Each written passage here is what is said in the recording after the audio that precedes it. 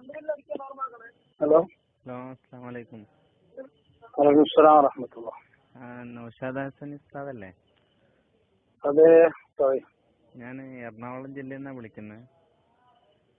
പറഞ്ഞു. ഒരു പോസ്റ്റ് കണ്ടിങ്ങനെ ഉസ്താദിനെന്തോ ഒരു വധശ്രമം ഉണ്ടെന്നൊക്കെ പറഞ്ഞ് ഒരു പോസ്റ്റ് കണ്ട്. ഓ, ശരിയാണ്. അങ്ങനെ കൂട്ടുകാരോട് പലരോട് അന്വേഷിച്ചു. അപ്പൊ ആർക്കും അതിനെ പറ്റി സത്യമാണോ അസത്യമാണോ അങ്ങനെ ചിലര് പറയുന്ന അങ്ങനെ സംഭവമൊന്നും ഇല്ല, ചിലര് പറഞ്ഞ ഇല്ലാന്ന് പല പോസ്റ്റ് ഉണ്ടാക്കിയിട്ടുണ്ട്. അത് തെറ്റാണ്.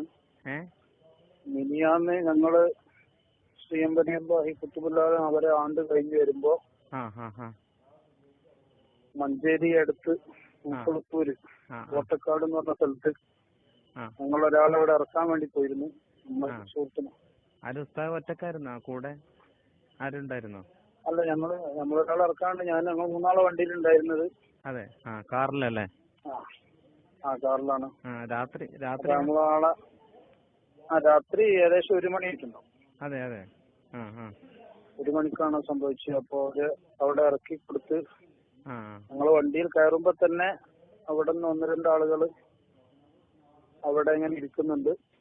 അവര് ഞങ്ങളെ കണ്ട് എന്തൊക്കെയോ പറയുന്നുണ്ട്. ഇയാള് ഇങ്ങനെ നമ്മളെ ഉസ്താദിനെ പ്രസംഗിച്ച ആളാണ്. പിന്നെ കുറെ തോന്നിയാസങ്ങളൊക്കെ പറയുന്നുണ്ട്. ഒരാളെ ജീവിക്കണ്ടെന്നൊക്കെ പറയുന്നുണ്ടായിരുന്നു. അത് ശരി. അങ്ങനെ പിന്നെ അവര് ഇവരാരാന്ന് ഉസ്താദിന് അറിയോ? അതെ, എനിക്കറിയില്ല. പക്ഷെ അവിടെ ഞാൻ ഇറക്കി കൊടുത്ത ആള് ഇവരെ നാട്ടുകാരനാണ്. പോലും കണ്ടിട്ടുണ്ട് അവരെ. അപ്പൊ അവരെന്നെയാണ് എന്റെ ബൈക്ക് എടുത്ത് മുന്നിൽ വിട്ടിട്ട് അവര് അവിടെ കുറച്ച് അപ്പുറം പോയി നിന്ന്. ഞങ്ങൾ അങ്ങോട്ടാണല്ലോ വരിക, അത് അവർക്കറിയാലോ.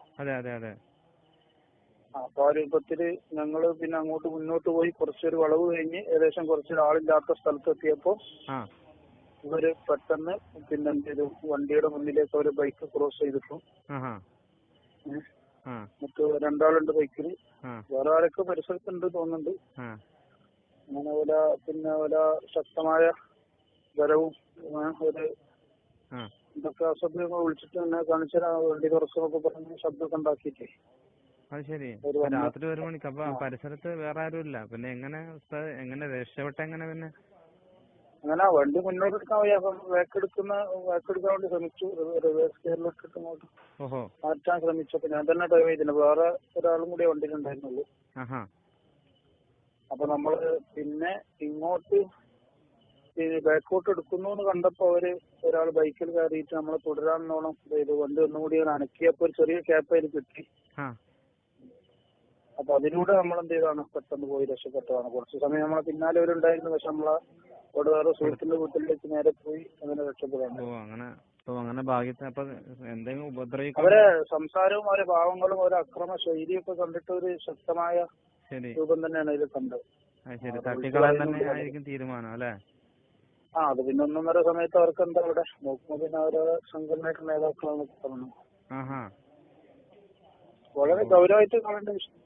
അതെ, തീർച്ചയായിട്ടും. കാരണം എനിക്ക് നേരിട്ട് പരിചയമല്ല. ഞാനിങ്ങനെ ചിലപ്പോ ഉസ്താദന്മാരൊക്കെ പലരെയും ഇങ്ങനെ CD വയറിലൊക്കെ കേൾക്കാറുണ്ട്. അങ്ങനെ നൗഷാദ് വാക്കവി അങ്ങനെ ഉസ്താദിന്റെ നാളെ ഒരു കൂട്ടുകാരൻ പറഞ്ഞ് പ്രസംഗം ഉണ്ടെന്നൊക്കെ പറഞ്ഞപ്പോ 1-2 CD ഒക്കെ കേട്ടിരുന്നു. അങ്ങനെ ഒരു കൂട്ടുകാരൻ പറഞ്ഞാണ് ഇങ്ങനെ നൗഷാദ് ഹസനിക്ക് അങ്ങനെ വധഭീഷണി ഉണ്ടെന്നൊക്കെ പറഞ്ഞ് അങ്ങനെ അറിയാൻ വേണ്ടിയിട്ട് ഉസ്താദിന്റെ ആ പ്രസംഗവും ഇതൊക്കെ കേട്ടപ്പോ ഒരു സുന്നി ആദർശം മുന്നേറ്റം എന്ന് പറഞ്ഞ എന്തോ ഒരു CD-യുടെ വിഷയങ്ങളൊക്കെ വളരെ നന്നായിട്ട് പ്രസംഗം കേട്ടപ്പോ വല്ലാതെ ഇഷ്ടപ്പെട്ടിരുന്നു. അതാണ് ഉസ്താദിന് ഇങ്ങനെ എന്തോ പറ്റിയിട്ടുണ്ട്. ഇതാണ് സംഭവം. മറ്റൊരാൾ അതില്ലാന്ന് പറഞ്ഞ് പോസ്റ്റർ ആക്കിയത് വെറുതെ. ആര്? അങ്ങനെയുണ്ടോ? അതെ, കൂട്ടുകാരൻ പറഞ്ഞു. അങ്ങനെ വേറൊരാൾ അന്വേഷിച്ചപ്പോ പറഞ്ഞു അങ്ങനെ സംഭവമൊന്നും ഇല്ലാതെ ഉസ്താദ് തന്നെ പറഞ്ഞിട്ടുണ്ട്. അങ്ങനെ ഇനി വധഭീഷണി ഇല്ലാന്നൊക്കെ പറഞ്ഞിട്ട് ഉസ്താദ് പറഞ്ഞിട്ടുണ്ട്. അപ്പൊ സംഗതി സത്യമാണ്. അങ്ങനെ ഒരു സംഗതി എന്തായാലും വധഭീഷണി നടന്നിട്ടുണ്ടല്ലേ?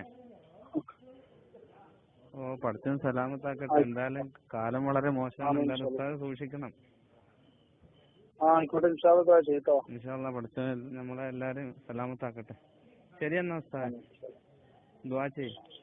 അസ്സലാമു അലൈക്കും.